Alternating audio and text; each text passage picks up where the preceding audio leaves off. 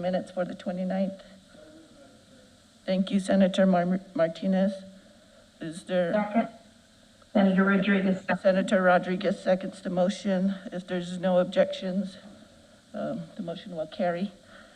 And we can start with introductions. We want to start here in the chamber. Representative Halcon. Thank you, Madam Chair. I am Representative Eliseo Lee Alcon. I represent District 6, which is part of Cibola in McKinley County. In my district, I have 9 Navajo chapters and the whole Pueblo of Zuni. Thank you for inviting us in today. Thank you, Madam Chair. Thank you. Senator. Good morning, Madam Chair, members of the committee. I'm Senator Richard Martinez. I represent District 5, which encumbers parts of Arriba, Los Alamos, northern Santa Fe County, and a small portion of Sandoval County. I also represent 2 pueblos, which is the Pueblo of Oquehuingue and the Pueblo of Santa Clara. I am from a small community adjacent to Santa Clara or intertwined with Santa Clara, which is referred to as Huachipangue. My understanding is that it means a gathering of people in Tewa. That's what I've been told. And this is one of my favorite committees. I've been in this committee for the last 20 years, and I'm really happy to be here. Unfortunately, this will be my last year, but I've served 20 years in the legislature and a total of 38 years as an elected official. So I think I'm ready for retirement. But I won't forget you guys. I will be back and visit with you. So thank you, Madam Chair, members of the committee. Thank you. Representatives, whichever. Thank you, Madam Chair. Good morning, committee. I'm Georgine Lewis. I represent House District 26, which is located in Southwest Albuquerque. And I am a member of the Pueblo of Acoma. And I really miss going out to visit our Native communities during the interim committees and eating all their great food and visiting with everyone. But hopefully we'll get to do that sometime in the near future. Thank you, Madam Chair. Thank you, Representative. Representative. Good morning, and thank you, Madam Chair. I'm Anthony Allison, representing District 4. I have 6 Navajo chapters and the communities of Waterflow, Fruitland, Kirtland, and a small sliver of Farmington in the District 4, northern New Mexico. Glad to be here. Thank you. Thank you. And Senator. Thank you, Madam Chair. My name is Senator Cliff Pirtle from Roswell. I have portions of Chavez, Eddy, and Otero counties, and also within my district is the Mescalero Apache tribe, and it's an honor to serve them, and it's always great to be here. Thank you. Thank you. And I have Senator Rodriguez. Thank you, Madam Chairman. Good morning to everyone. I'm Senator Nancy Rodriguez. I'm from Santa Fe District 24, and I've been in this committee for, I think it's 25 years now. So it's great to see all of you. Thank you. Thank you. Senator Gonzalez. Good morning, Madam Chair. State Senator Roberto Bobby J. Gonzalez, representing District 6, which encompasses part of Santa Fe, Los Alamos, Rio Arriba, and Taos. And thank you again for joining us on having this meeting today. Thank you. And I have Senator Souls. Good morning, Madam Chair. It's my pleasure to be here with this committee. I wish we could all be meeting together, but I'm Bill Souls, a state senator from Las Cruces in the beautiful Organ Mountain area, which is what I use for my backdrop. Good morning. Thank you. And let's see, Representative Thompson. Thank you, Madam Chair. Good morning, everyone. I'm going to start off by saying I have my granddaughter again, so the peekaboo and the crazy faces may continue. I'm not drinking. I'm not doing anything crazy, just playing with the baby. I'm Representative Liz Thompson. I represent House District 24, which is in the Northeast Heights of Albuquerque. And I was lucky enough to be able to grow up in Crown Point, New Mexico on Eastern Navajo. So let's have a great meeting today. Thank you, Madam Chair. Thank you. And Representative Roybal Caballero. Good morning, Madam Chair. Good morning, members of the committee and the public. I am Patricia Roybal Caballero. I represent House District 13, which is the far southwest quadrant of Albuquerque. And I'm a proud member of the Pito Manso Chiwa tribe from Las Cruces. And I am glad to be here again. This is actually not only my favorite committee, but well, leave it at that. It's my favorite committee. Thank you so very much, Madam Chair and members. I look forward to our committee today. Thank you. Representative Fajardo.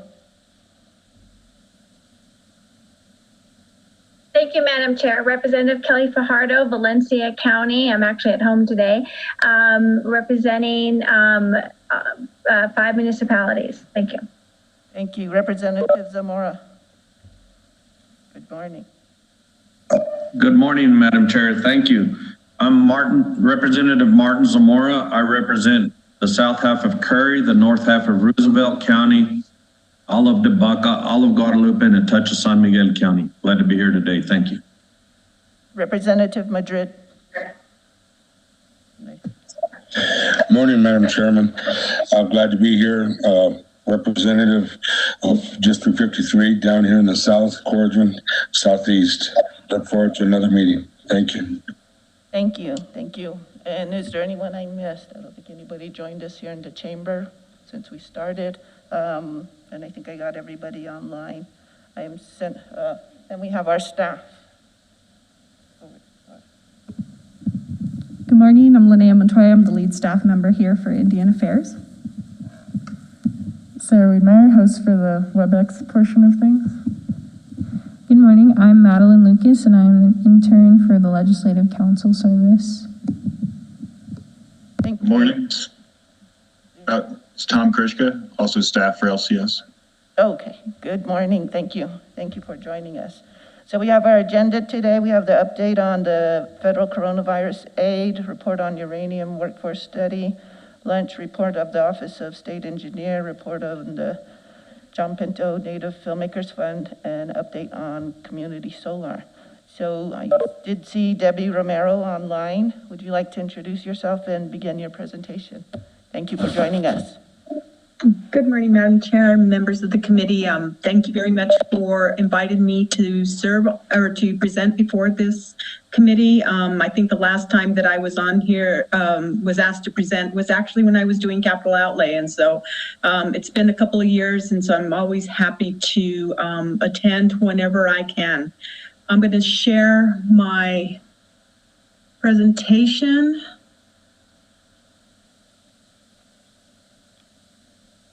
Do I have permission to share it, or will staff be putting that up, Madam Chair? We'll be giving you, oh, now you have permission to share. Okay.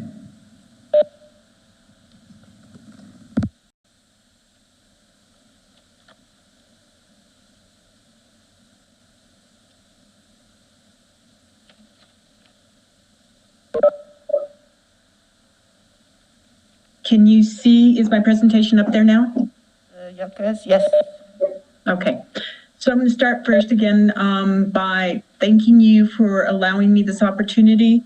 So the very first slide that's in before you is actually the overall CARES Act funding that came to the state of New Mexico.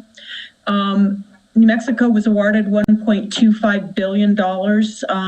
City of Albuquerque and Bernalillo County actually got a direct distribution because anybody with the populations over 500,000 were eligible to receive direct distribution. So they actually got $188 million, leaving a balance for the state of New Mexico of $1.067 billion for distribution.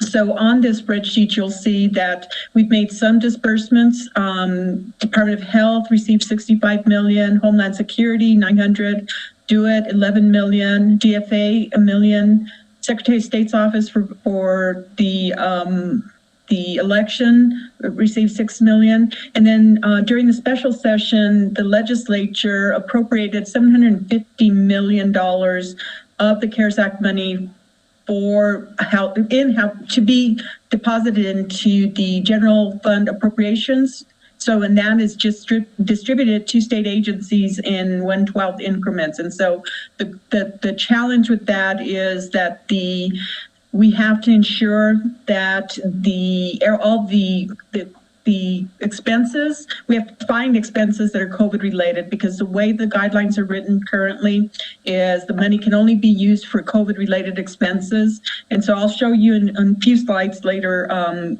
what the plan is for spending or for accounting for $750 million worth of COVID related expenses.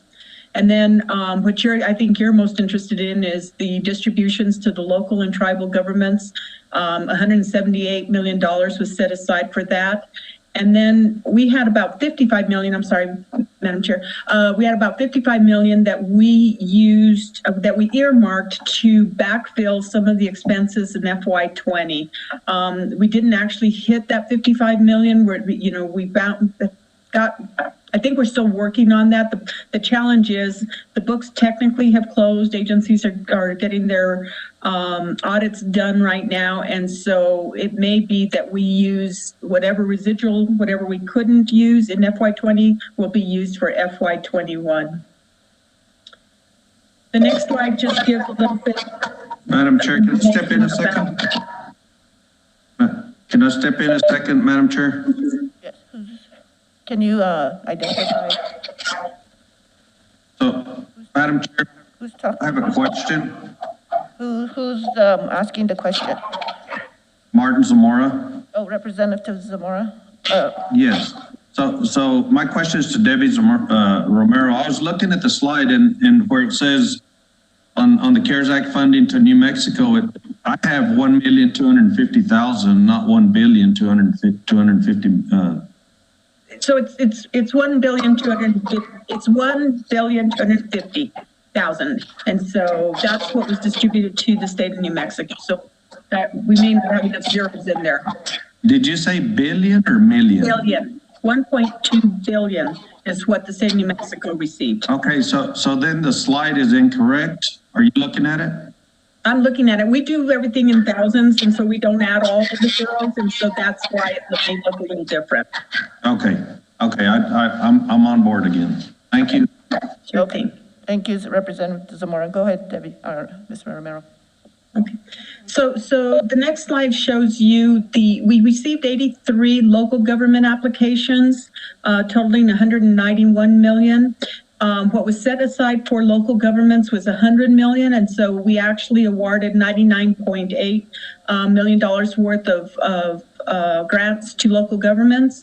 There were 66 small business applications, so local governments applied for small business grants to help the businesses in their areas. We just felt like they were more in tune with the issues and the problems that small businesses were having, and so that they would be able to identify mechanisms for getting that money out to the small businesses. We've provided them some guidelines and some guidance just based on the federal guidance that we have. And we're available to help them with technical questions for the small business applications. So there was $106 million worth of requests, almost $107 million worth of requests, and we awarded $49.9 million of requests. So this is the part that I think you're most interested in, is there were 21 tribal award applications that we received. 38 of them, there was total of $38.2 million, and we awarded $28 million worth of tribal grants. So those have been done. So this is the status of the grant agreements. 20 of the 21 agreements have been returned. The only grant agreement that we have not received is from the Navajo Nation. Local government, 79 of 83 agreements have been executed and received. And actually, I think that number has changed. I think we're only lacking one local government that has not submitted their grant agreement as of yesterday, late yesterday. And then small business grants, we have 61 of 66. To date, for tribal entities, we've only received $266,000 worth of reimbursement requests. We expect that number to really tick up now. The only two tribal entities that have submitted requests for reimbursement as of yesterday were Laguna Pueblo and Nambe Pueblo. So if you can talk to your constituents and ask them to get their reimbursement requests, we'd love to get the money out to them, want to get them their money.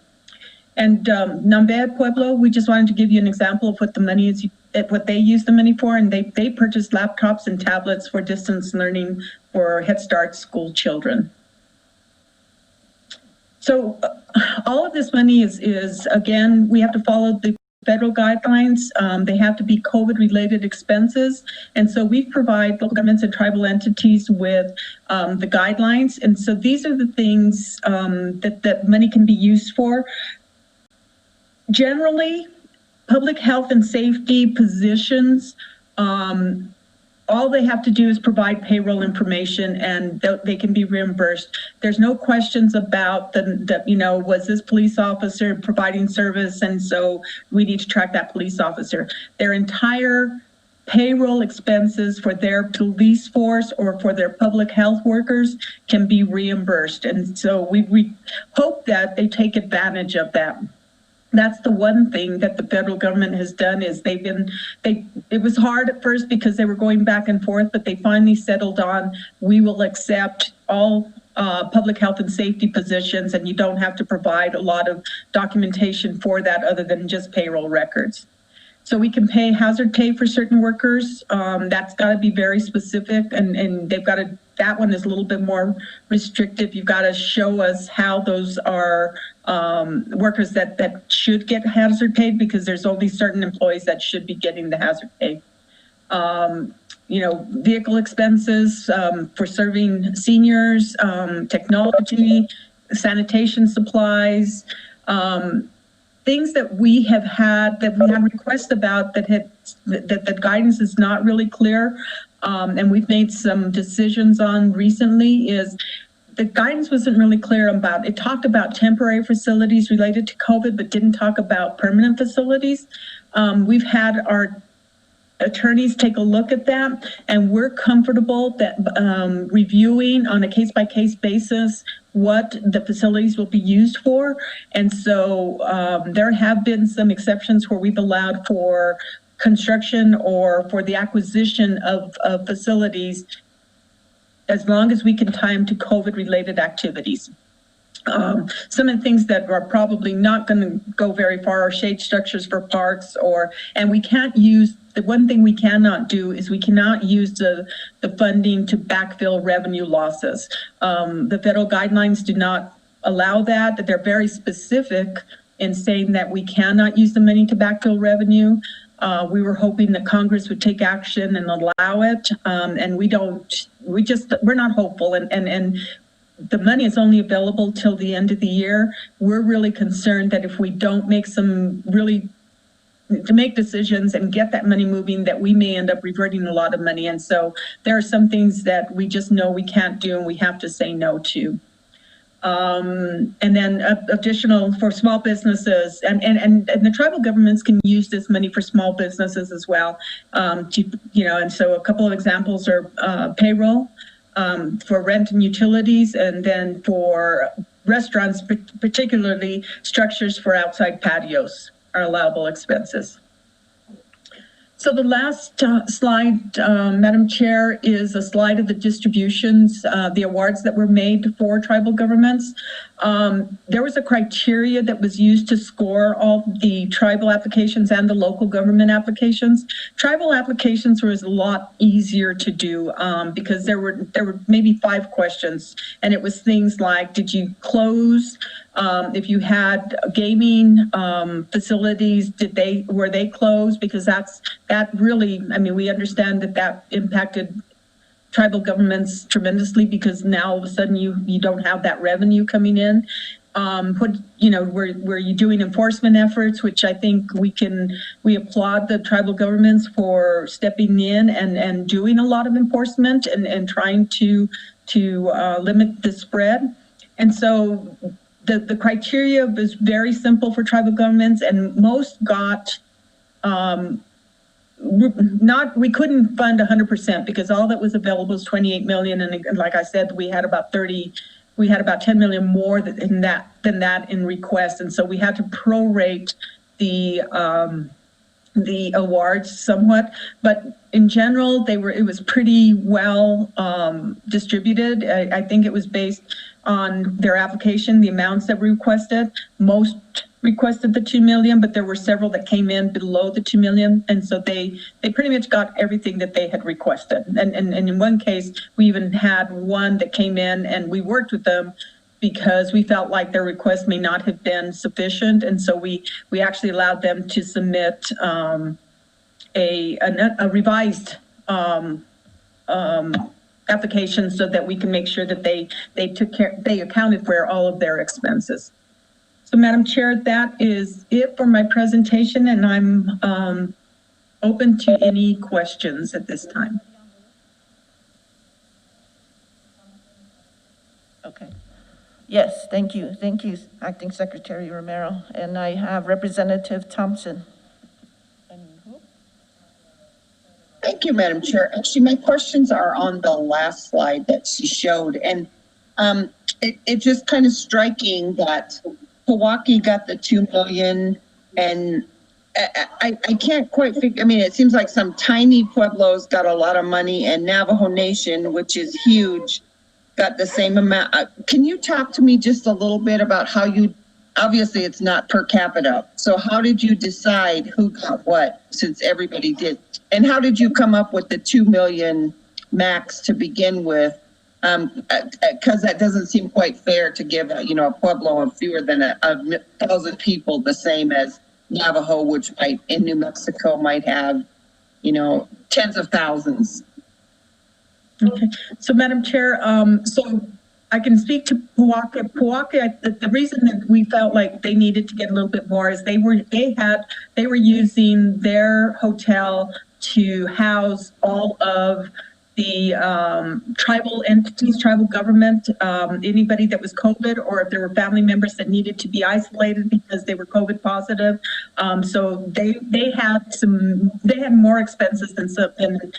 In our opinion, they had more expenses because of the fact that they were operating their hotel as a facility where either COVID positive or family members that needed to be isolated were housed. And so that's the reason for that difference.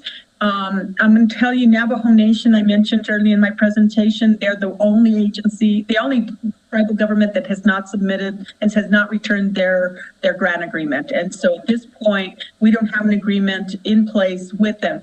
They did get a lot of federal money directly, and not all the tribes in the state of New Mexico got direct appropriations the way the Navajo Nation did. And so we've been trying to reach out to them to try to get them to return their grant agreement so we can send money out to them, but have not been successful. As far as the others, again, I think I mentioned that most of the tribal governments requested the max amount of 2 million. We told them that that's what was available based on the amount that was set aside. There was 28 million set aside. And so most did request the full 2 million. The fact that they came in higher than what we had available, we had to prorate the distributions. And there were a few that didn't come in at 2 million. They came in less than 2 million. And so those are the ones that you see that may have received 800,000 or 600,000 versus the 14 or 1,700. Thank you for that. But it still just kind of doesn't make sense to me that there was no per capita. I mean, there was no look at the size of the pueblo or even the size of the nation in terms of, I know, let's say Santo Domingo has a ton of people, and I'm assuming a bigger government than, say, a tiny little pueblo. So was there any thought given to trying to do it per capita as opposed to just a flat amount? So, Madam Chair, Representative, we heard it from both sides. We heard that we should be doing it based on per capita using census information. And then we heard from others that wasn't a fair way to allocate the money. So there were points on both sides that were really valid. We just basically, again, used criteria and we scored it based on what the application's responses were. And so the tribal government submitted their application, they answered the questions, and we had technical staff, this is staff within DFA and the Indian Affairs Department that reviewed these applications as a group and made decisions based on the responses to the applications. These are individuals also that have a lot of experience working with applications one way or another. They either work on the Tribal Infrastructure Fund application process, Water Trust Board Fund, the Aging and Long-Term Services application process. And so again, they're technical staff. So they looked at these based on responses and provided their technical scoring, and that's how the decisions were made. Okay, thank you, Madam Chair. It concerns me that, if in the future someone looks back and says, the people in Santa Ana got, just making up, $1,000 per resident, per member, and Acoma got, it just doesn't seem fair, but I'll leave it at that. Thank you, Madam Chair. That's all I have. Thank you, Representative, and we have Senator Rodriguez. Thank you, Madam Chairman. I took my hand down because my questions were answered. Okay. And thanks to Debbie for the explanation and for your hard work. Thank you. Thank you, Senator. Representative Allison.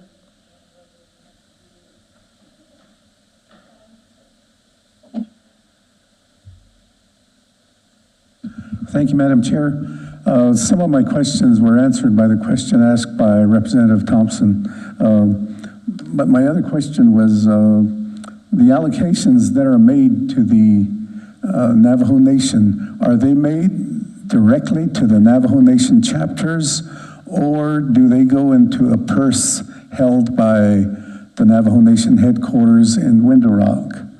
And then you said that you were waiting for some filings. What can I do to help some of the Navajo chapters in New Mexico get the proper filing, the proper paperwork? So, Madam Chair, the appropriation, the Navajo Nation, the big Navajo, I think is what it's referred to, is the entity that submitted the application on behalf of the entire nation. And so so that's who received it. It wasn't necessarily a chapter. It was the nation. And so hopefully they're applying for these funds based on the chapters. We hope that that's the case. If we can ask you to help us get the nation to return that grant agreement and to submit their reimbursement request so that we can get the money to them, then they can distribute it to the chapters. I don't know what their process is for distributing to the local chapters, but I think they can't distribute, if they don't have the money, then they can't distribute the funds to them.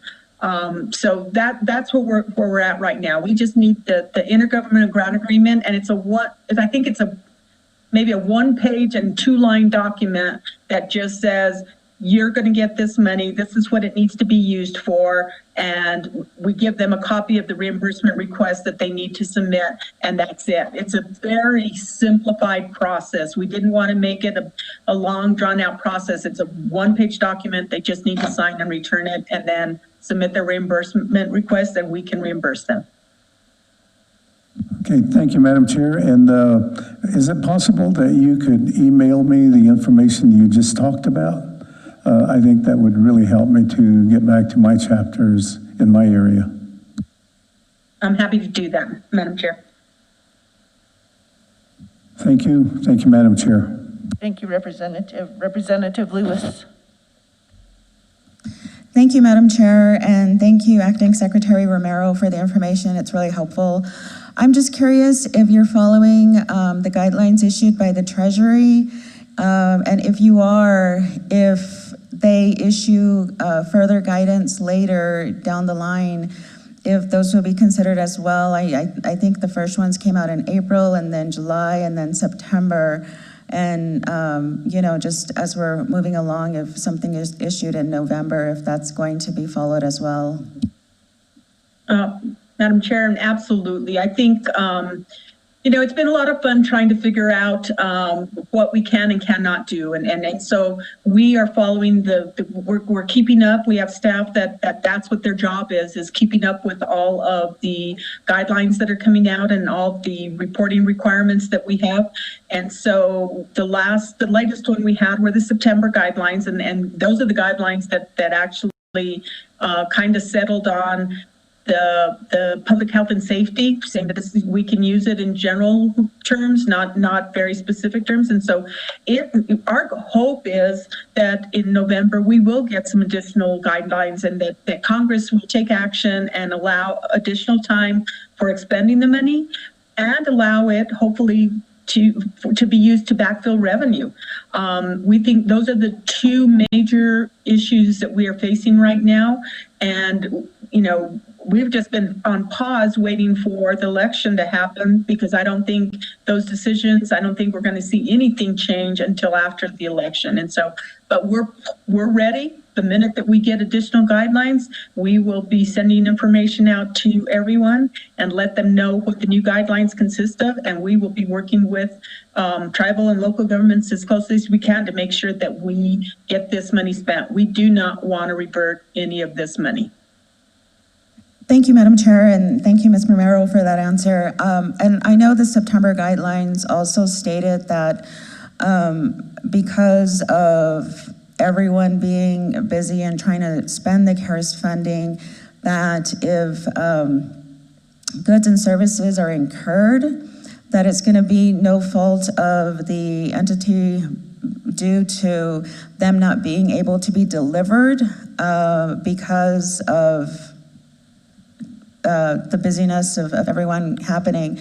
Is that going to be followed as well if goods and services are incurred? And I guess then, does that mean that a contract would be in place with certain vendors or contractors for an expected delivery date of December 30th, but perhaps won't get delivered until after that date, both services and goods? Madam Chair, my understanding is that they've given us some flexibility as long as we have contracts in place and we either have the goods and services really close to December 30th, or if we have contracts in place that we have 90 days, an additional 90 days to actually pay those out. And so I don't think they intend for us to revert any money to them on December 30th. I think we're going to have some residual things that we have to take care of, and the guidelines have given us the opportunity to do that. Thank you, Madam Chair, and thank you, Acting Secretary. That's all I have. Thank you, Representative. Any other questions from anyone in the chamber? Anyone online that has a question? Yes. Representative Roybal Caballero. Thank you, Madam Chair, and thank you, Ms. Romero, for your presentation. Several of the questions for clarification have been asked and answered. However, I had to step away, and I'm not quite sure I understood at the very beginning of your presentation about the applications themselves. And so I just want for further clarity, Madam Chair, Ms. Romero, excuse me, the application itself was based on criteria and guidelines presented to you all. And then, so that's correct, right? Am I correct on that one? Okay, thank you. Yes. Thank you, Ms. Romero. Then next question. I know we had to move very quickly. Things moved very quickly in order for us as a state to capture the funds and get them out as soon as possible. But we also know, Madam Chair and Ms. Romero, that we have several processes that we have to go through. It's a state process and tribal processes. And so I wanted to ask you then a related question. Were the tribes, or at the very minimum, Indian Affairs Department involved with the actual developing of the criteria and guidelines, or was it solely your responsibility? So, Madam Chair, Representative, the Indian Affairs Department was involved. I'm not sure who they engaged from the tribal governments, but we rely on the Indian Affairs Department to represent and to make sure that tribal governments are that their concerns are noted. And so we basically, it was a relationship, it was collaboration between the Department of Finance Administration and Indian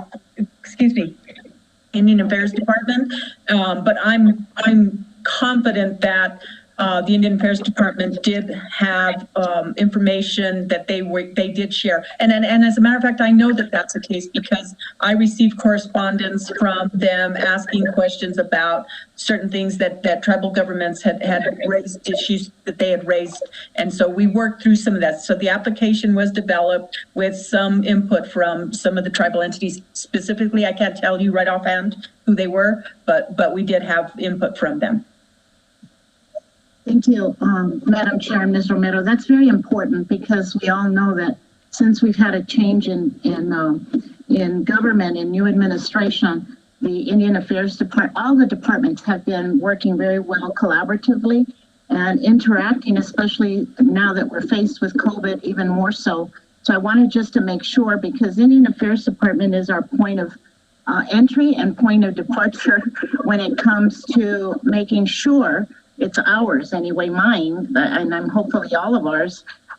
That's for making sure that all of the interests and the particularities involved with tribal involvement are taken into account. That's very important for me to evaluate how well we're making sure to answer some of the previous questions, that we are, one, taking advantage of the maximum advantage possible, and that we're including everyone in the decision-making processes, and then also taking into account the actual application and how, and giving deference to the tribes themselves, because I don't ever want to be in the position, Madam Chair and Ms. Romero, to make any assumptions on behalf of the tribes. They know best what their capacity is, what their needs are, and how to address those within the application processes. So I just wanted to make sure that. So the only thing that was across the board clear was the $28 million amount, total amount, and then the $2 million cap, or up to $2 million that each tribe was asked to try to apply for within that spectrum of $2 million. So if a tribe submitted their application, as you have on that last page, for that amount, it's obviously because that tribe felt that was what their needs were and what their capacity was to address those needs. Correct, Madam Chair? Madam Chair, Representative, yeah, absolutely. We based it on what they felt like their needs were. We don't know what their needs are, only they do. And so it was based on their application responses. Thank you, Madam Chair, and thank you, Mr. Romero. That's very important. So the only other thing I would say, and I would join in with everyone, Representative Allison and Madam Chair and others, to just encourage Navajo Nation to respond as soon as possible. And then also, Madam Chair and Ms. Romero, to keep the checks and balances on a timeliness basis, so that we make sure your office with Indian Affairs Department, make sure that everything is in the place where it's supposed to be by the deadline, even though we know that what you just stated, that as long as things are contractually agreed to and that they fall into the CARES Act guidelines, then by the end of the year date, then we're in a good position. And then just be watching, and everything is in flux right now. So we have to pay very careful attention to any extensions because obviously the need is going to continue to mount and be compounded with the way COVID is dictating. So thank you, Madam Chair, and thank you, Ms. Romero, for your presentation. Thank you. So, Madam Chair, one thing I forgot to mention is that, we try to be very transparent. And so we have on the DFA website in the capital outlay area is a Tableau report system that'll show you which entities have what their spend has been. And so I don't think it's been updated yet because we have very few, but it will be starting. They'll start updating it on a weekly basis, just so that you can look at Pueblo Oaxaca and find out how much they've actually expended and what their balances are. Thank you, Representative. Thank you, Acting Secretary Debbie Romero. Senator Rodriguez, did you have another question? Thank you, Madam Chairman. Thank you. Just a question that was triggered for Madam Secretary Romero. When you mentioned that the reimbursement forms are actually pretty simple, like when we're talking about the Navajo Nation, and they just have to submit this form and return it, or just fill it out and return it to you. The first question that came to my mind is, are they supposed to attach like receipts of having spent the money and for these eligibility criteria that they're required, or do they just send the form and they automatically qualify? How does this work, if you can briefly tell me, Secretary Romero? So, Madam Chair, so that's one of the things that we have to be sure. The state of New Mexico is responsible for ensuring that the funds are being used for COVID-related activities. And so for the public health and safety, all they have to do is provide payroll information. For some of the others, they may have to provide some additional information on. It's a one-page document for the reimbursement, but they may have to provide backup documentation. We don't want reams and reams. All we need to know is that, and that's part of, there's a paragraph in the agreement that talks about they have to keep records because state of New Mexico is going to may have to refer back to those records at some point, and they may be audited. The federal government may choose to audit us, and we may have to report back. We don't want them. We're simplifying the amount of documentation they have to submit, but they do have to keep records on their end so that they can provide them in the event of an audit. Again, we're trying to make this as simple as possible. Tribal governments, we got their grant agreement or their awards done before we did local government to the small businesses. And we tried to make it as simple as possible. There were 5 or 6 questions on their application, and the criteria was based on those 5 questions. And then again, it's very simple kind of payment request information. We're trying to keep it as simple as possible. Thank you for that, and for seeing that, Madam Secretary. Because that has been one of the biggest issues, is that everyone got caught off guard with this virus, and everyone's scrambling to try and do the right thing. And I just wondered how much do they have to submit to be able to get grants. So I'm happy that you're looking at their team the way that you are. Appreciate that, and still be able to fulfill the requirement that we have to do services rendered and then reimburse. And so, thank you very much. That's all I have, Madam Chairman. Thank you, Senator. Thank you, Acting Secretary. Any questions from the chamber? Anybody online? I have a couple. So when we talk about Navajo Nation, and I think this has been a little bit of because part of it is in Arizona, and when it gets allocated over there, especially with the Indian Affairs Department, is that we kind of actually see the amounts that go to each chapter for the representatives and the senators.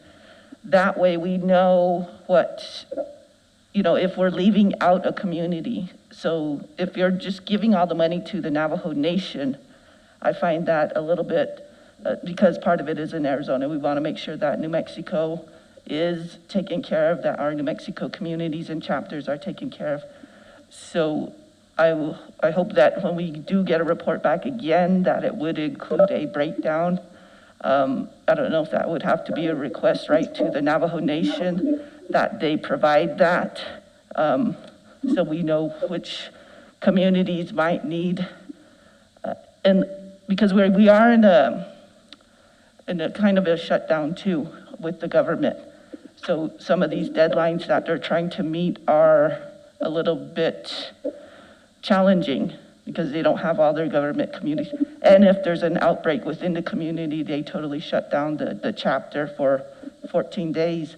So I hope that we can make sure that we do get kind of a full report on the New Mexico communities that are, that take advantage of this and the monies they receive. Thank you, Secretary. I don't know if you want to comment on that. So, Madam Chair, our experience has been with the Navajo Nation is all of anytime there's funding that comes from the state of New Mexico, the expectation is that they're used for the chapters in the state of New Mexico. I wouldn't anticipate that would be any different even for this money. So we will, I'll make sure that we have that conversation so that they know that the intention is for New Mexico chapters. And I'll ask them to give us a breakdown of how they're distributing that money to the chapters. Yes, because I am in communication with the speaker and the tribal council, so I hope we do get a response here very quickly back from them about it. I appreciate your presentation and thank you for being here with us today. Is there any final questions or anything else? Thank you, Acting Secretary Romero. Thank you very much, and it was a pleasure being here with you. Thank you. Next on our agenda, we have the report on uranium and workforce study. We are about 15 minutes ahead. I do not know if Susan is with us yet. They're there. If you're ready to move on, we can continue. So I have Susan Gordon first, and then Jeff Mitchell. Director Jeff Mitchell, is that the order you want to go in? Yes, thank you, Madam Chair. Thank you, go ahead. I hope Jeff is on. We've been playing a little telephone tag, but I'll start the presentation. So my name is Susan Gordon. I am the coordinator for the Multicultural Alliance for Safe Environment. And I want to start by thanking Representative Wanda Johnson for her leadership in forwarding this study. We're very excited to have the Bureau of Business and Economic Research present this morning. The goal of our report from the very beginning was to look at what are the economic opportunities and what are the job creation opportunities that can become available through the Superfund uranium cleanup programs. And, it was an interesting effort. I think that as we look at what are economic development opportunities for the state of New Mexico, that this is one that is really important. And I'm sure that Jeff will be addressing that in his presentation. So I want to again thank Representative Johnson and also Jeff Mitchell with the Bureau of Business and Economic Research. Thank you.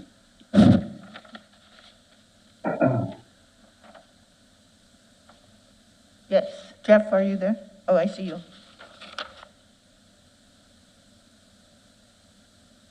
Jeff, we can see you. Yeah, I'm sorry, I apologize. I'm looking for how to share my screen. Oh, you're going to be sharing your screen? Okay. We're taking care of that right now. Okay, you should be good.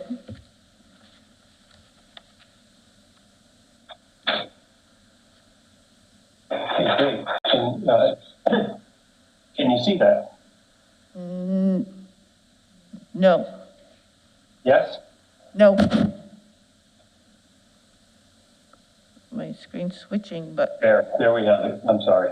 So, is this the one with the UNM logo? Is that the one? You should have it now. Is that correct? No. Oh. But we're going to get our 15 minutes back here. Technical difficulty. Okay. Okay. Yes, there it is. We see it. Thank you.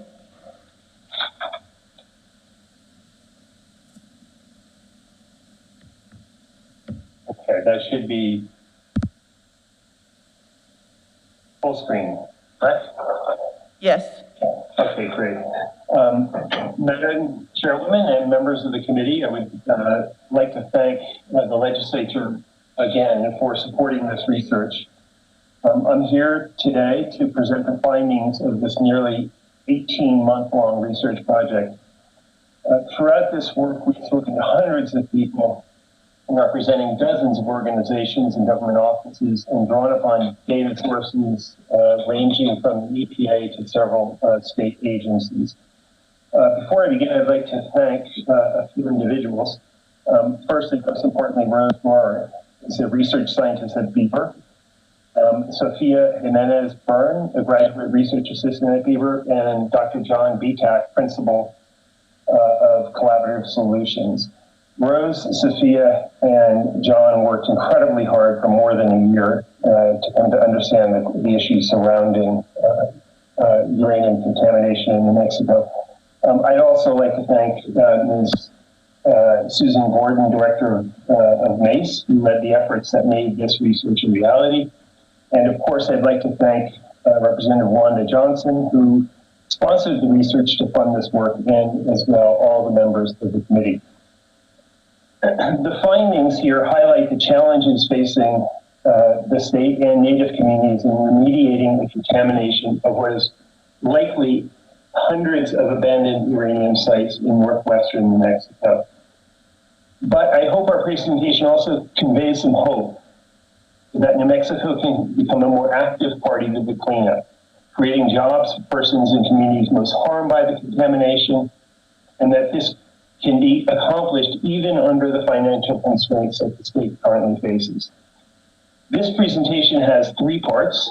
We will begin with an analysis of the potential economic benefits of a fuller participation in the cleanup activities.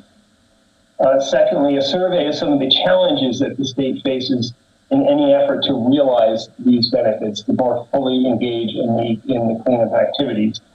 And finally, a discussion of what we believe are very pragmatic and cost-effective strategies to address these challenges. To begin, as I've broadly outlined, our objectives are threefold. Mainly, we want to estimate what the potential economic impacts of uranium mining cleanup in New Mexico are. Secondly, we want to identify the challenges that, in particular, local businesses and local workforce face in participating in this cleanup. And we outline some actions that the state of New Mexico may take to support these activities. I think it's important also to draw some boundaries around what we are doing, the limits to this study.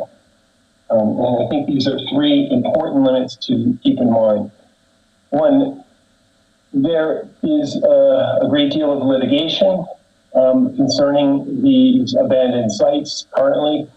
And in all likelihood, this is going to result in future settlements and significant new flows of revenues. We make no attempt to project what these potential future settlements are. The economic impact analysis does not anticipate, does not presume any future settlements. Essentially, what we're looking at is, given the monies that currently exist, how would they impact the economy? And then using that as a tool to anticipate what the future impacts would be if and to the degree there are future settlements. Secondly, this study does not consider what are called administrative orders of consent. These AOCs are private agreements between responsible parties, such as mining firms, and regulators, such as the EPA. These are essentially settlements that companies come to with the regulators to conduct the cleanup on with their own workforce under their own conditions. They do have to report to the EPA, but the information that comes out of those are not public and are not included in the study. And finally, and I think most importantly, what the study does not address are the many costs of uranium site contamination. You could think of this in terms of what is the cost of doing nothing. These include obvious public health impacts, lost incomes of the people who live in the community and are unable to work, lost economic uses of the land, such as grazing, obvious and broad cultural and social impacts, etc. These are, in effect, the costs of doing nothing. Rather, what we look at are what the potential benefits of being active are. So I begin with the discussion of mine cleanup as an economic opportunity. The potential impacts broadly are, to begin, we now have approximately $1 billion, slightly more, that EPA has recovered to clean up uranium sites on and near Navajo land in Arizona and New Mexico. It is unknown how much of that money would be spent on the sites in Arizona or New Mexico. Those are still questions at hand. Those dollars, the settlement was a few years ago, but are largely unspent. Out of the total of $1 billion, only about $40 million or 4% of the total have been spent. However, looking at the balance of the dollars, if these dollars were spent, the revenues that would be generated by these expenditures would equal about $178 million per year for 10 years for local businesses. So that's assuming essentially that a cleanup takes place over a 10-year period. These $1 billion with a multiplier would create $1.7 or $8 billion in total output. This is sufficient to fund more than 1,000 jobs for 10 years at an average salary of nearly $55,000 per year. These are good jobs. Some jobs would be in the trade, similar to what we see in construction or mining. Others are professionals, such as, for example, environmental engineers. Again, these numbers include both Arizona and New Mexico, and to be sure, some of these dollars will leak out of the state as activity occurs. But at the same time, this is just the tip of the iceberg. There may be future settlements, as I've mentioned, that could generate far more money. And I think very importantly, it's useful to look at these initiatives as the development of an industry, not just isolated cleanup activities, but the development of an industry engaged in environmental remediation that can be used and leveraged down the road in creating really quite a large industry for New Mexico, an industry involving good jobs. Before I go on to the details, just very briefly, we looked at two different mine types. One are surface mines, such as the Jackpile mine near Laguna, and underground mines. There are literally hundreds of such sites in the northwestern corner of the state. There are also other technologies, other types of mines that we did not include, but we focused on these because we had good and solid information. At the same time, there are different strategies for remediation. It can involve on-site disposal. It can involve off-site disposal, which is essentially moving the waste to repositories for a more permanent solution. And there are simple on-site strategies that involve essentially fencing and signage to minimize or to limit people accessing or getting into the waste. We looked at all three of these types of remediation strategies and the two different mine types and have detail on each of the possible scenarios that may come out. Looking at just one of the scenarios, right here, the jobs created during, as I've mentioned, during a 10-year cleanup period with $1 billion in direct spending, which is again the amount of money that is currently has been claimed by the EPA from a single Tronox settlement. By different types of scenarios, so here we have on the left-hand side surface mines and on the right-hand side, we have underground mines. Depending on the strategy, non-disposal, on-site, off-site, in each case, the expenditure of these dollars can create as few as 580 jobs per year over a 10-year period, and as many as 1,040 jobs per year. The red here are what we would call the direct activities. These are dollars or jobs that are actually directly engaged in the remediation activity. The gray reflect what we refer to as indirect impacts. Those are the impacts that occur as the dollars cycle through the economy. As workers make purchases, household purchases, with their wages that they're earning on site, it's the purchases made by businesses that are active as well. So these combine both the direct and the indirect, and again, depending on the strategy and the mine type, can create between 580 and more than 1,000 jobs, stable jobs for a 10-year period. The wages that would be paid for these different types of scenarios are broadly similar, but what we're essentially looking at are jobs that are directly engaged in the remediation efforts. The red bars are good paying jobs by New Mexico standards and method standards anywhere else. We're looking at jobs that are earning more than $60,000 a year. These are averages, of course, of various types of jobs that may be professional jobs in environmental engineering, et cetera, or they may be more trades-oriented jobs similar to what we would have in in construction, transportation, mining. The gray bar are the salaries that we might see in direct salaries, and so that's as the money cycles through the economy. It might even be somebody who works in a grocery store or any other store that is providing for people who are working on site.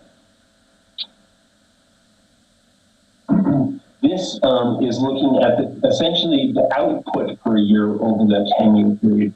Think of this as being essentially the expenditures by the activity and or the receipts, the sales of local businesses.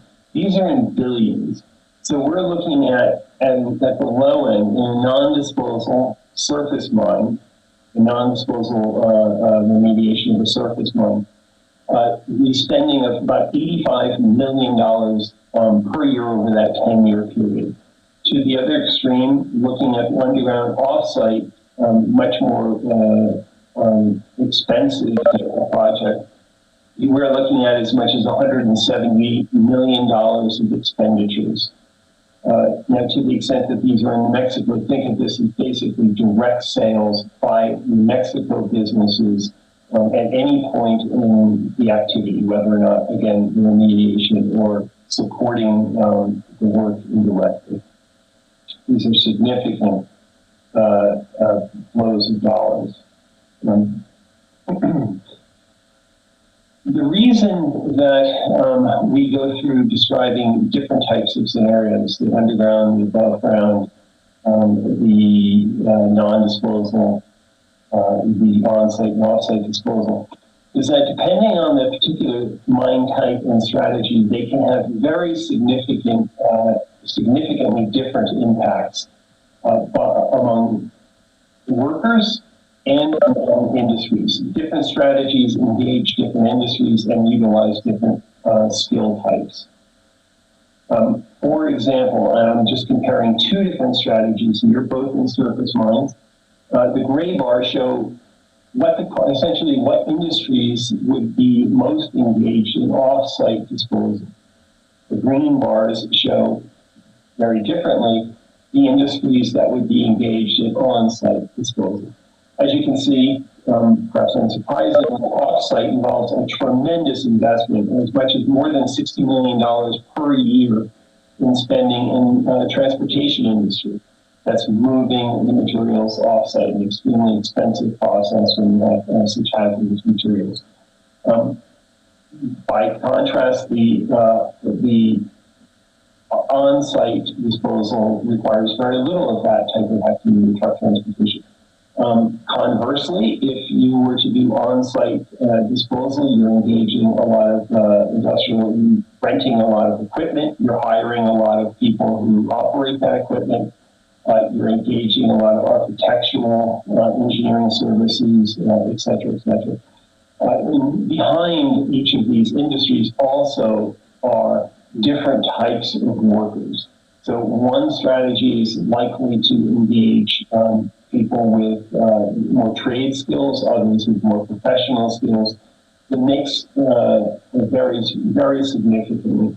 So the point here, I think, in general, is that the economic impacts are very significant. Just what is currently in hand, $1 billion, we're looking at as much as $1.7 to $1.8 billion of total activity, or 1/10 of that over a 10-year period. And it will go through the economy by affecting very different industries in different ways. We've provided 5 scenarios that can be effectively models for looking at different types of interventions.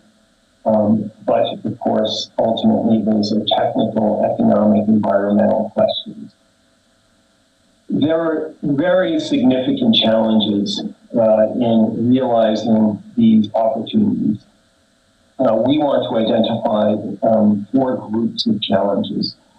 The first concern, what may be broadly planning and administration, another way of putting that is information and representation.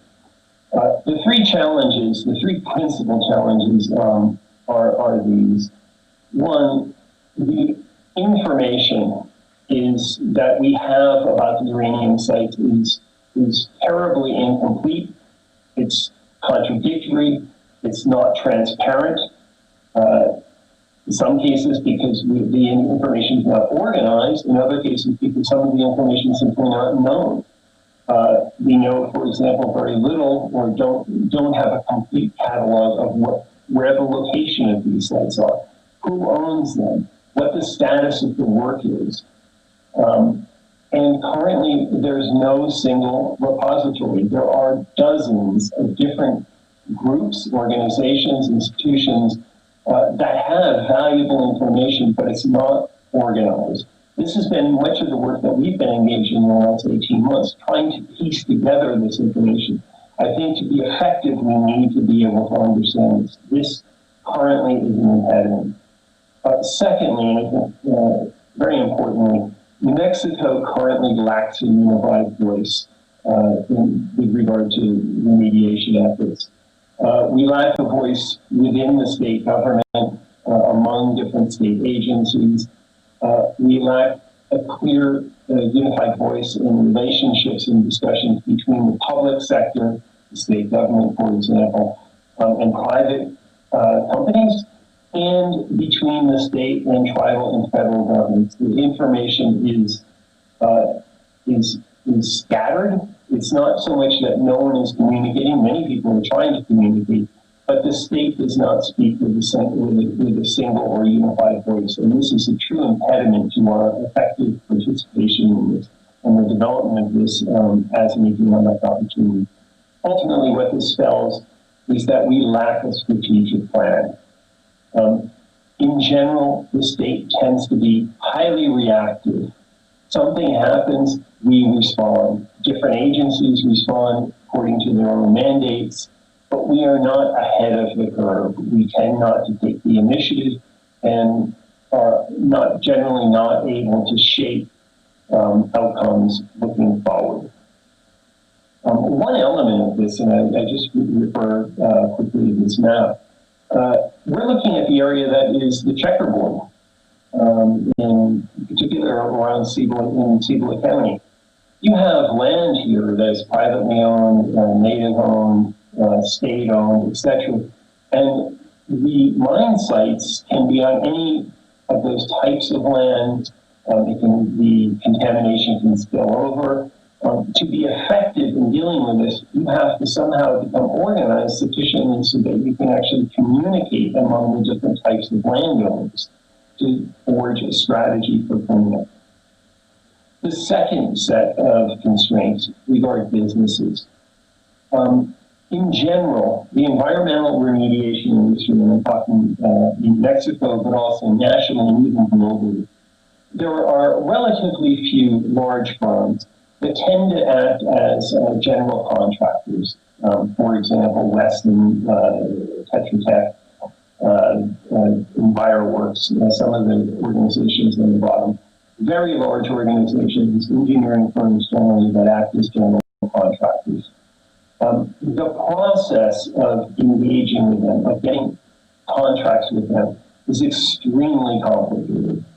The small firms tend to do most of the work and have the opportunity to receive, that's much where many of the jobs are. But New Mexico firms typically lack the organizational capacity to keep track of what contracts and when contracts are out, to navigate what are overwhelmingly complex federal regulations issued by the EPA and others concerning remediation, and generally necessary to maintain the relationships with the general contractors that are essential if you're going to get the business. Another different problem that New Mexico firms face is that they lack generally the cash and the collateral that is necessary for bonding. What we're talking about here are insurance-like programs that are required of firms to both for indemnity and liability, but also for assurance that the job will get done. Absent that bonding capacity, the small firms simply cannot compete. For individual firms, this is a very, very high hurdle. As firms in general, as a collective of firms within New Mexico, it's possible to create strategies that can provide the bonding capacity that can enable these businesses to compete. Another problem, and perhaps the most protracted problem, is that the activities don't necessarily occur on a clear timeline. It's not like you can start today and you have a clear cash flow over a 10-year period. The work comes, it goes, it starts, it stops. The difficulty that many New Mexico firms face is, again, because of the lack of cash, they're in a difficult situation and difficulty in accessing credit. They're in a very difficult situation to basically weather the times in which they're not active, and then to be able to leverage the dollars that they're receiving during the times in which they are active. So this is a matter of cash flow over a period of time.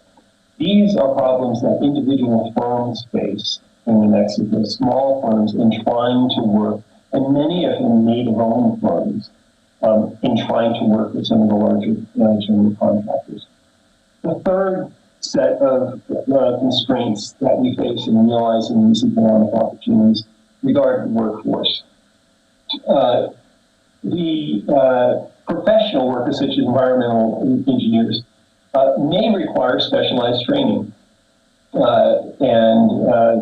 such as, here we're talking more about trade workers. The skills that you need are not necessarily different than ones people already have. This is a key point. One of the things that we found is that it's not necessarily that you don't have workers that don't have the basic field skills, the basic occupational skills. Rather, it's much more specific. In order to do this type of work, you need very highly specialized certification. An example is what is called the HAZWOP, training, hazardous worker training to work with uranium in uranium sites. These courses, a person might have all the skills necessary from their construction or mining job, transportation job, but if you're not able to get this certification, you're not able to get the job. Second, and interestingly, these training courses exist in New Mexico, but they're often very difficult to find and very expensive. Secondly, New Mexico lacks currently a specialized workforce placement service for environmental remediation. We have, of course, DWS, for example, a number of different placement services, but few of them are focused on the very specific criteria in uranium remediation. And interestingly enough, workers can't find the employers, but what we've heard in discussions with the employers is that they can't find the workers. There are people out there with skills, even in some cases with certification, but the larger general contractors simply can't find them. They're not sufficiently well organized at this point. Similarly, the New Mexico universities, and we may be talking about UNM, New Mexico State, Tech, as well as the Navajo Technical Institute, Diné College, etc. They're providing much of the necessary coursework, but the problem is that they have very limited field application. They are learning in classrooms, but don't necessarily learn what that means in the field. And it's very difficult for one university to be able to bridge that gap, but if they were better organized, there might be opportunity to be able to develop that kind of applied skills that the hiring firms require. A consequence of this is that people graduating from the university, and this is an issue you see across the economy, don't find their first job here. They leave the state to be able to find their first job, and then they don't come back.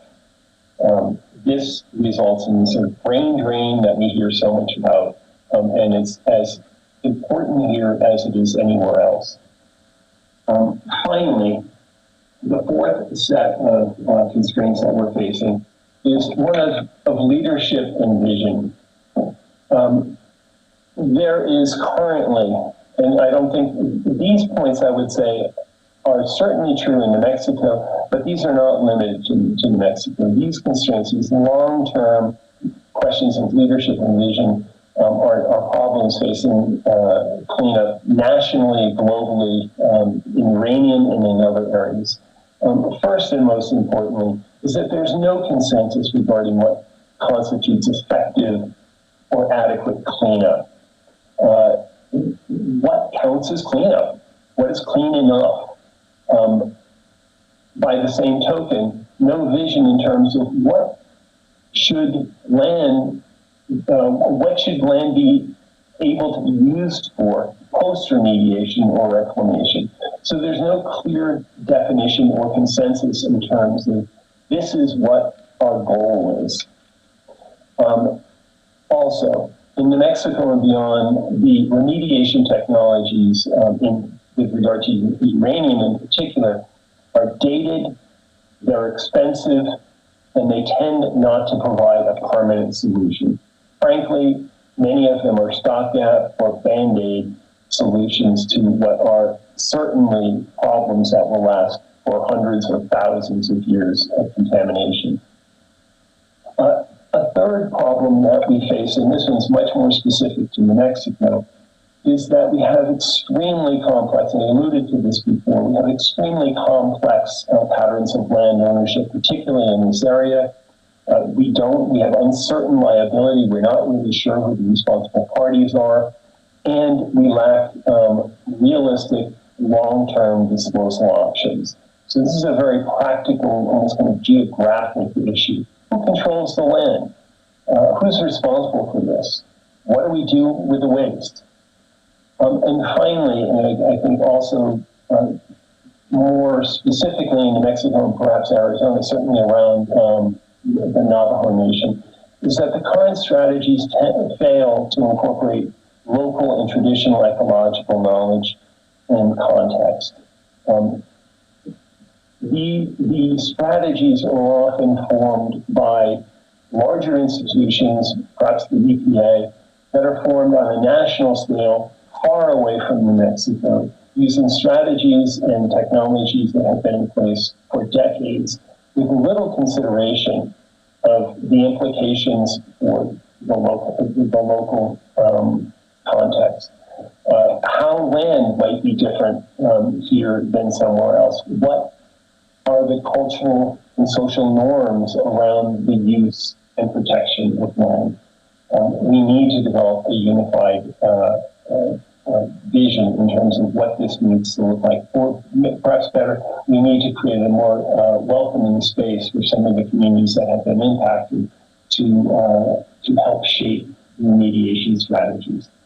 Let me turn finally to some basic recommendations, proposals, and policies which we may use to address some of these constraints in order to realize the opportunities. And before I get into these, what I want to emphasize is this. We recognize that New Mexico faces very significant financial constraints. Coming up with broad, ambitious, pie-in-the-sky projects that would cost the state billions of dollars is not a realistic or practical, pragmatic solution.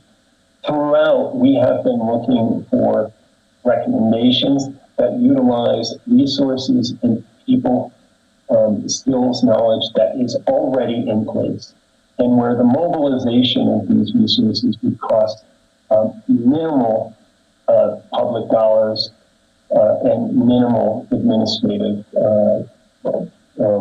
new bureaucracies. On the first point, we suggest three or four very straightforward and I think simple strategies.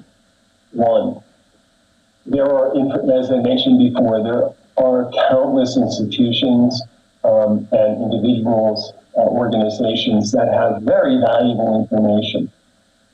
It tends to be tucked away. There's no central repository. This makes it virtually impossible for somebody to come in and to essentially start putting together a plan.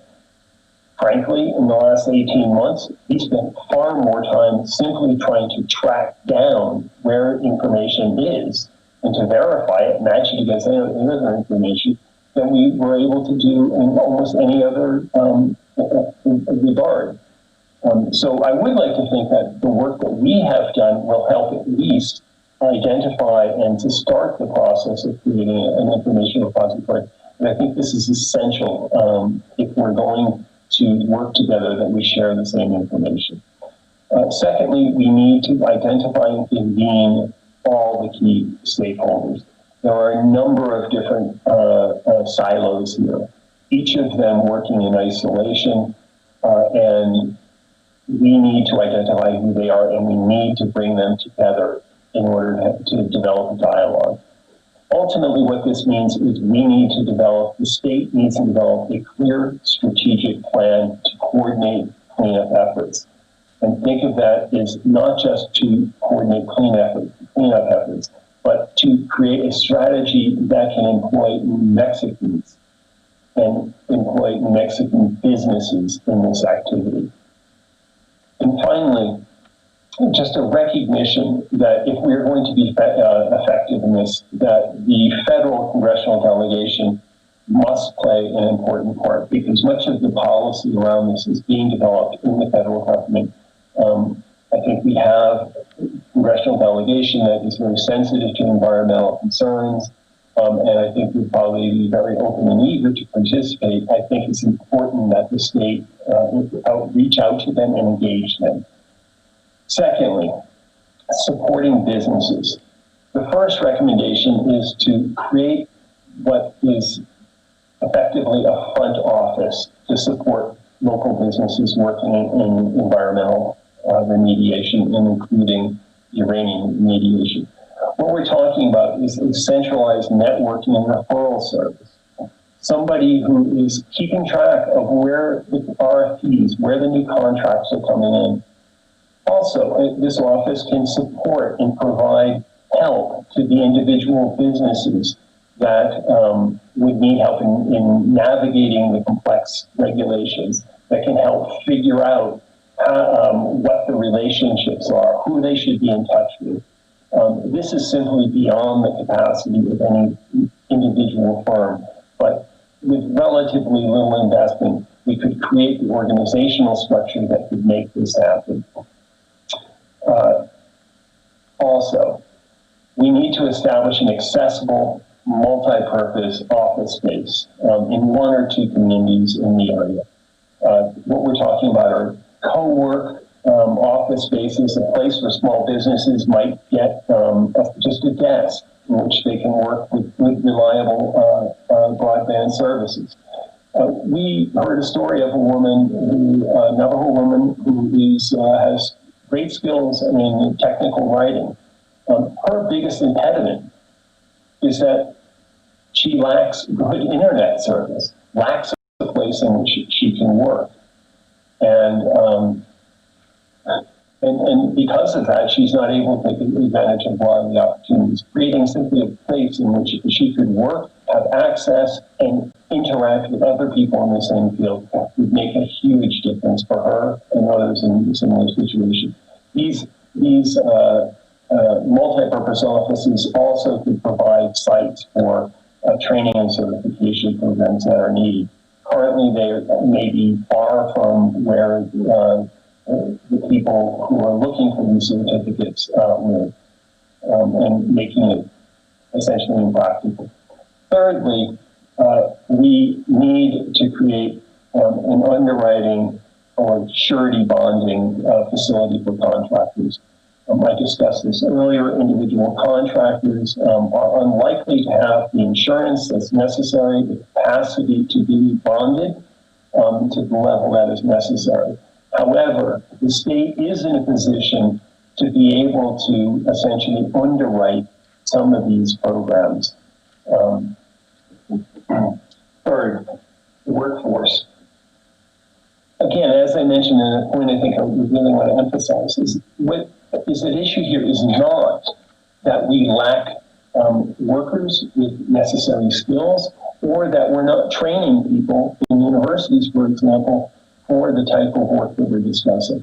Rather, the problem is much simpler and the solution much more practical.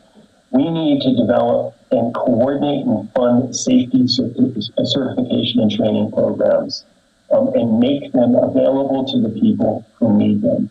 Currently, it's unclear if you need one certificate or another, where you're going to get it, how you're going to get it, etc. Secondly, and something I've alluded to, creating a placement service that's very specific to what in the industry called yellow iron professionals. Those are basically tradespeople, people with skills not unlike mining and construction, as well as professional workers.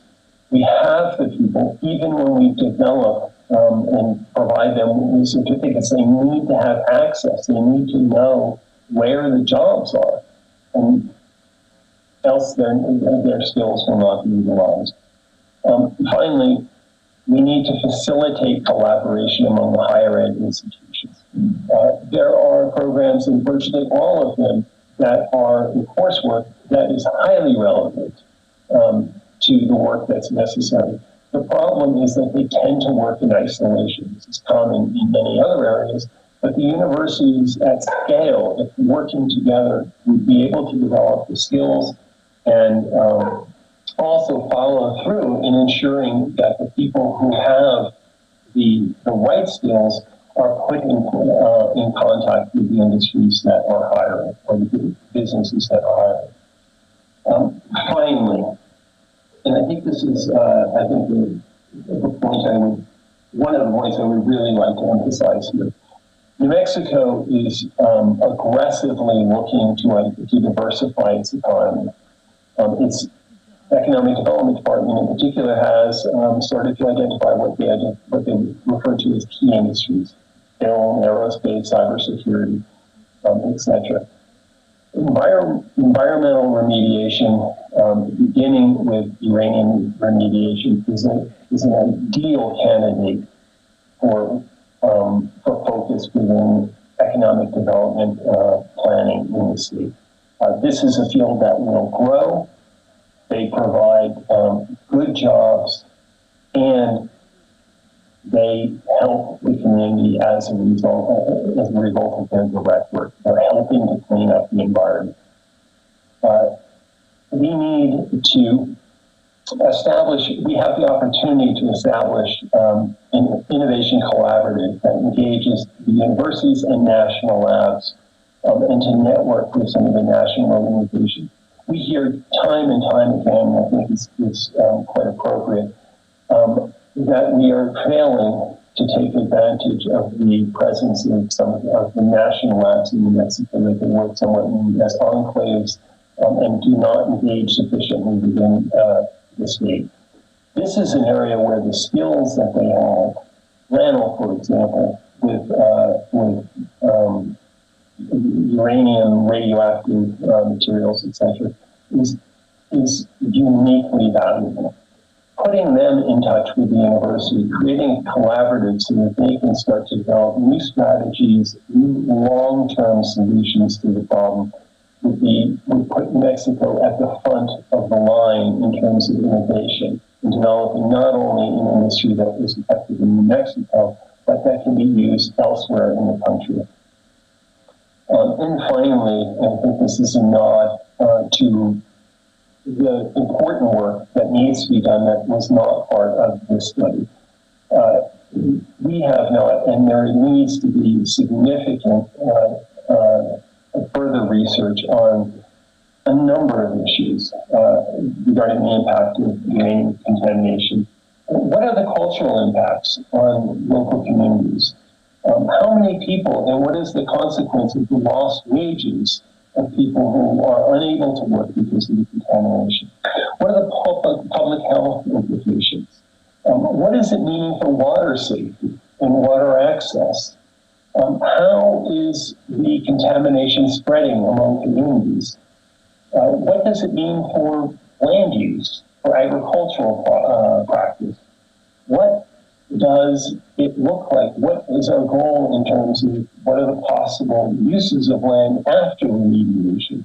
There are so many questions that we don't understand. And this, again, is not specific to New Mexico. It's a national problem. But there are elements of it that we need to develop for New Mexico because to appreciate and to respond to the conditions that are unique to our state. Finally, let me just summarize and put this in context as concluding thoughts. With just a few very straightforward statements.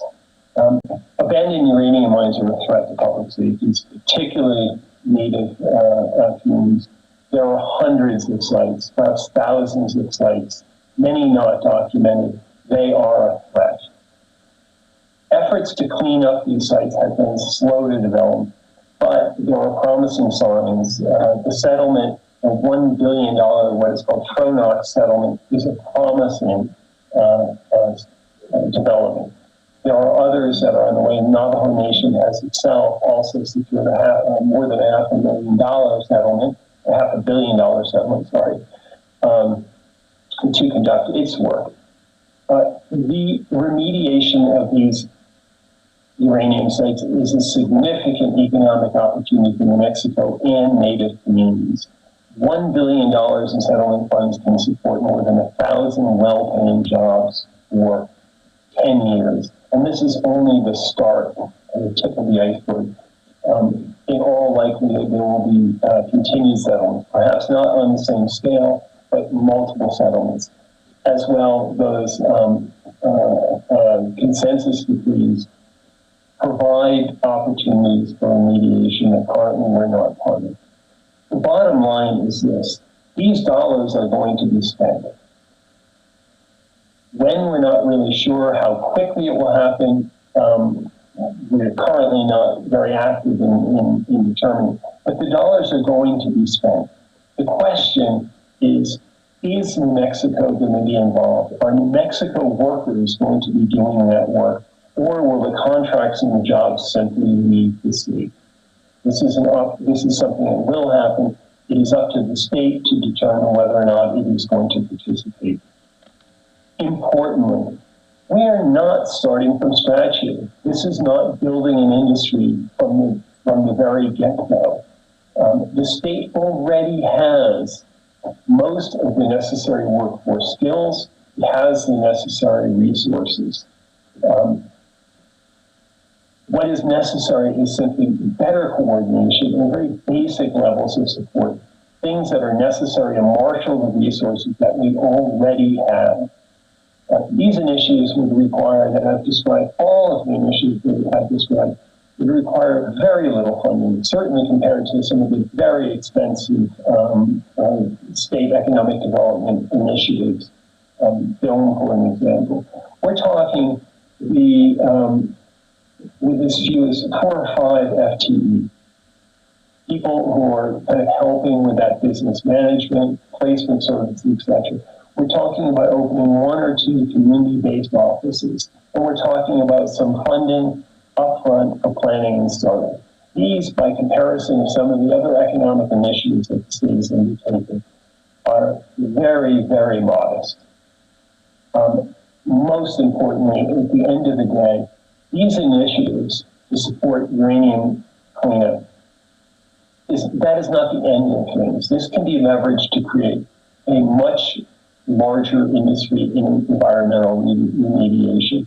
This is something that we know we have right in front of us that we can take advantage of, but if we do so properly with the right planning and the right coordination, we can use this particular initiative to leverage to create a much larger, important industry for the state that provides jobs for the people in the communities that are most impacted by the contamination. With that, I conclude. And I again want to thank you for your support. And I am available along with Rose Moore to answer any questions that you may have. Thank you, Jeff. And does that conclude the presentation? Yeah. Okay. Do we have any questions? Yes, Representative Alcon. Thank you, Madam Chair. This is a subject that I've been kind of involved in and not involved in the last 12 years that I've been here. My first question, of course, is when I first came here came here 12 years ago, but I'm going to say right around the time that I came here 11 or 12 years ago, there was a study done about the legacy mine sites in New Mexico, uranium mine sites in New Mexico. And it listed about, I don't know, maybe 24, 25 different sites throughout basically in the Ambrosia Lake and Gallup area that were not on Native American land that needed remediation. Are you aware of that study? We are, and I would say that it's only one of many, many studies like that. Again, the problem being that they're very hard to get your hands on and find them in one place. And also, yes, we are familiar with the fact that there are sites in that area that are both on and neighboring native lands. Thank you. So you've already know that there is a start that started a long, long time ago. Well, in our world, that's not a long, long time ago, but it started quite a while back. Thing about this is, Madam Chair, and is that the whole time that I've been here, every Secretary of Environment, every one of them has sworn up and down that cleaning up the uranium legacy sites and all the uranium spills throughout the state of New Mexico is a priority for them. But yet when you, I don't care if it's Democrat or Republican, every time you talk to them, they say, this is very important. Yet I've been here, this is my 12th year, and do you know how much work has been done on cleaning up these sites by the state of New Mexico? Zero. So a priority in words and priority in getting things done are two different things. We need to get these departments involved. they need to start earning their keep, and they just can't sit there forever and ever saying, we're going to do this, because it hasn't been done yet. The other question, the one question that I have for you is, when we're looking for funding, I know we're very happy with the amount of money we've got, and we know that it is not even close to enough to clean up everything we need to clean up. When this uranium mining started, when uranium became something that valuable or valuable enough for a market, it was created for the Department of Defense.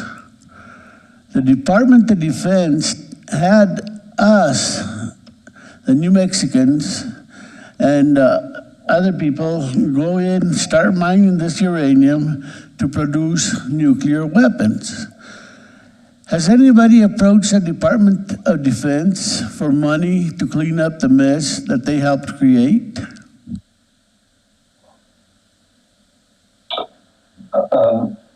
Madam Chair, Representative, yes, for sure. That is not necessarily the easiest thing to do. The Defense Department is a very large organization, and it's difficult to focus their attention. But I think the key point that I'm trying to make here is that it's unlikely that a single department, for example, the Department of Environment, is going to be able to tackle these types of questions on their own.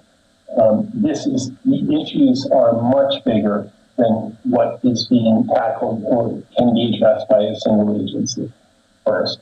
Secondly, the funding, the cost of cleanup on any aggregate level is astronomical.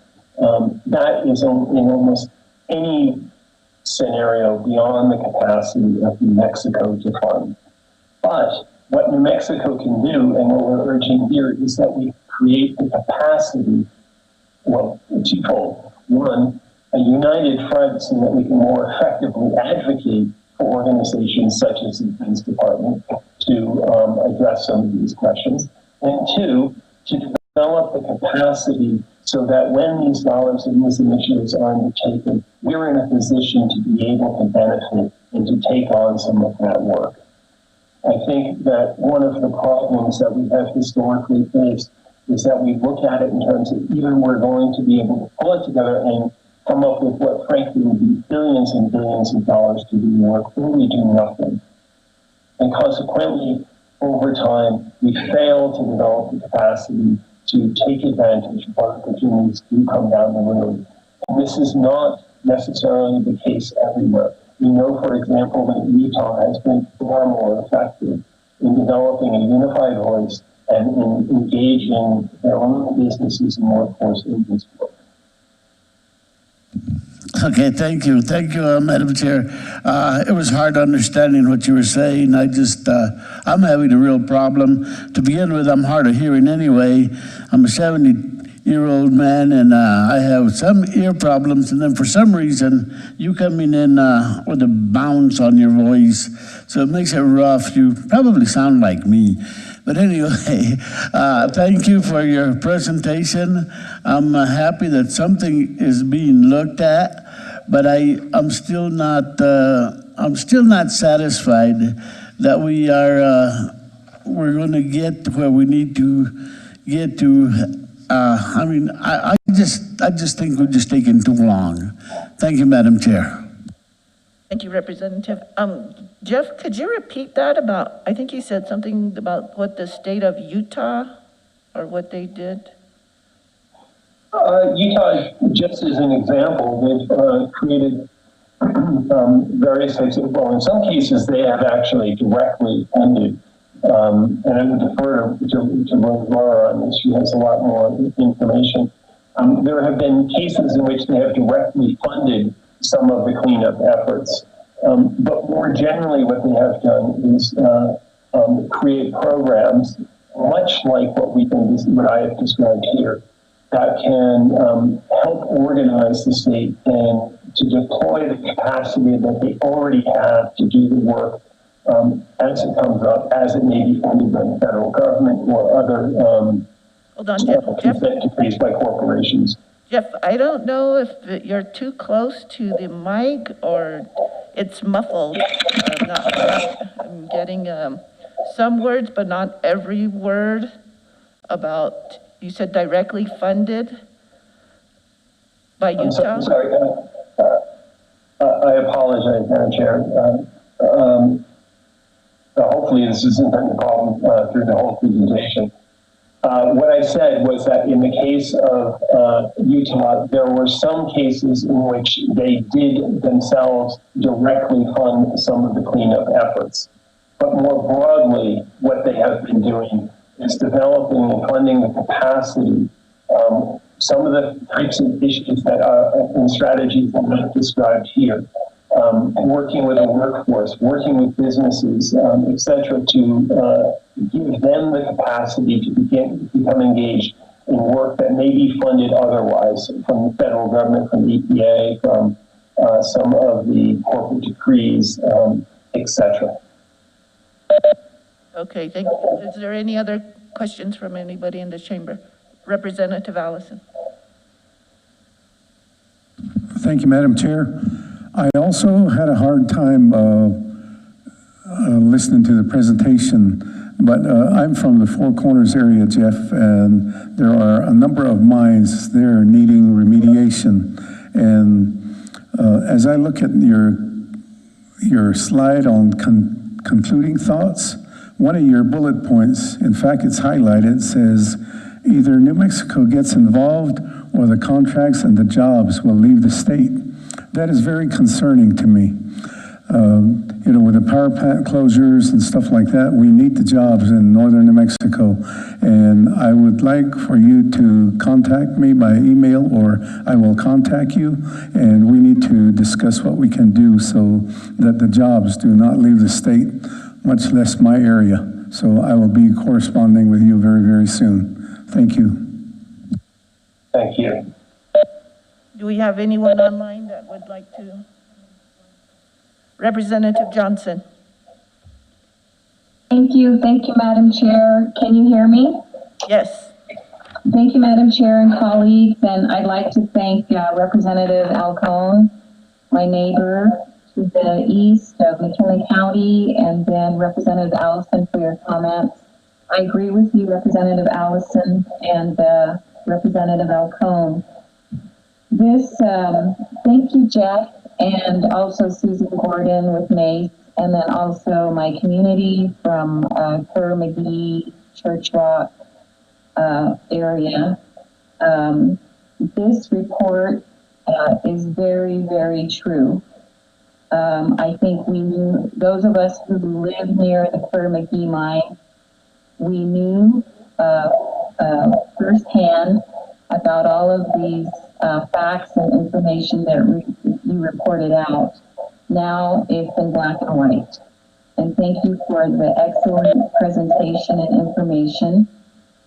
This is very important to me because I know for a fact that in my community, our children are skilled, they're meticulous, they are talented, and they're hardworking people. And they are interested in obtaining an education and finding workforce. Sometimes it's limited. So I think this is a great opportunity that will afford our own children to be afforded these workforce opportunities so that they can invest and return and have ownership in their own homelands, near their homelands and their communities. So I will continue to work with my colleagues and invite them to help me continue to work on this. And I think this report also affords us a seat at the table to continue to be involved. We should know about these cleanup dollars. We should know about the workforce entities. We should know about the investments. We should be knowledgeable. And I think this report affords us that. And everything that you listed regarding the impacts, the cultural impacts, the wage loss, the public health, the water safety, agriculture, the loss of our livestock, the loss of our farming industries, past cleanups, the potential for how deep the contamination is, our water aquifers. All of that information that you provided is very true. You know, it's very concerning. It's heartbreaking. So I just want to say thank you, and I look forward to our continued work, and I will follow up with my colleagues who represent those areas in Northwest New Mexico. Thank you, Madam Chair. Thank you. Jeff, or anybody, did you want to comment or respond to? Okay. Madam Chair, Representative Johnson, thank you, and thank you for your support throughout. You've been instrumental. Thank you. Senator Rodriguez. Oh, she put her on. Anybody else in the chamber? Anybody online with any questions?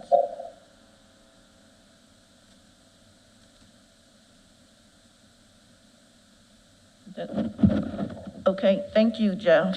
Thank you for your presentation, and thank you for the work you're doing in this on this endeavor, which it's been a long time coming. And when we talk about no centralized repository, would you maybe correlate that nobody, no department, whether it be federal or state, is assuming some responsibility, or I wouldn't say responsibility, but yeah, some responsibility for the cleanup, that they would initiate it?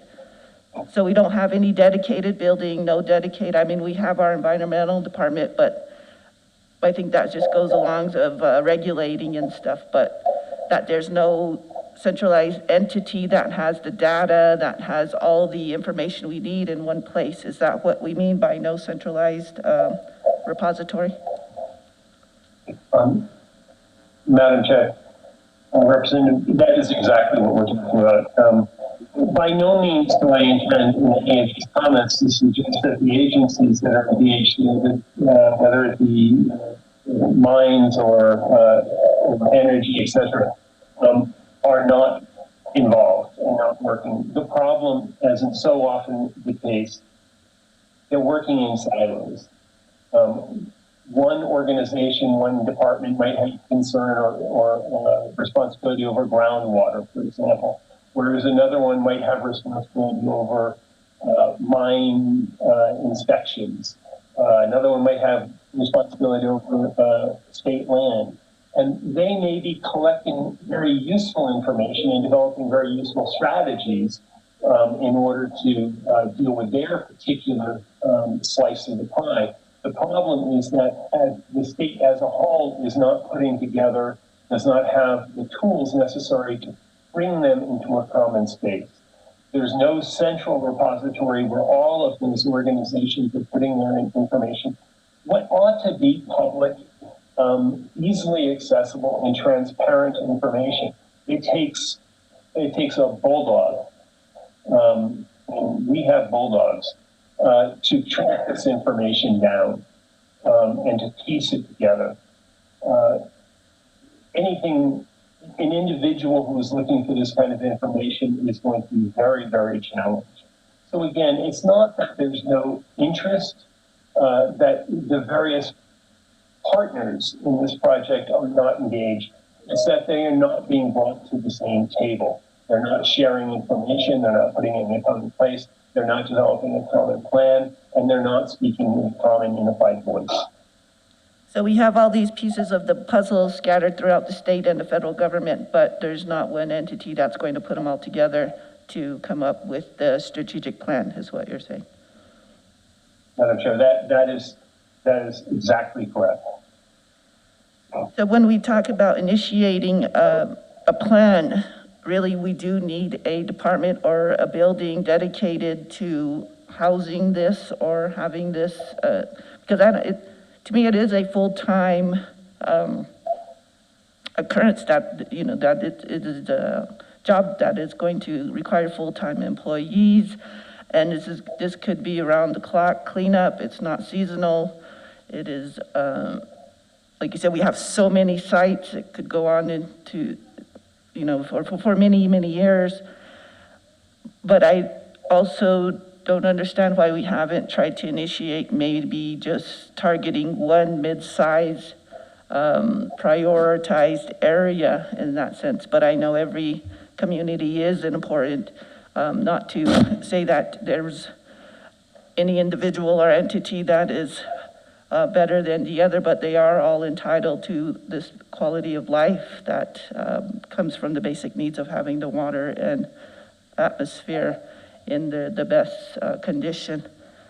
I would like to, and even with the fellow legislators, to really, you know, come back to this, to exactly how do we establish this?